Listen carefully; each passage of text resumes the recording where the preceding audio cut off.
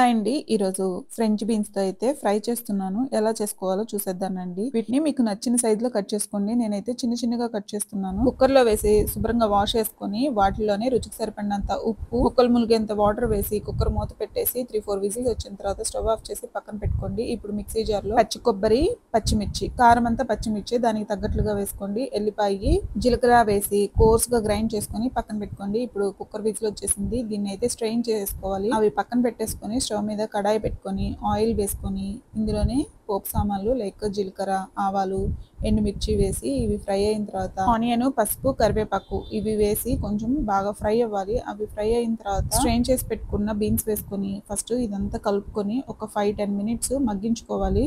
ఆ తర్వాత ఇందులోనే గ్రైండ్ చేసి పెట్టుకున్న కొబ్బరి, పచ్చిమిర్చి పేస్ట్, ఇందులోనే రుచికి సరిపడినంత ఉప్పు వేసుకొని అంతా కలుపుకొని అంతా బాగా దగ్గరకు వచ్చిన తర్వాత కొత్తిమీర వేసుకొని అంతా కలుపుకొని బాగా కూర అంతా దగ్గరకు వచ్చే వరకు ఫ్రై చేసుకుంటూ ఉండాలి. బాగా ఫ్రై అయిన తర్వాత స్టవ్ ఆఫ్ చేసుకొని సర్వ్ చేసుకోవటమే. ఇవి చపాతీ, రైస్ రెండిట్లోకి బాగుంటాయి.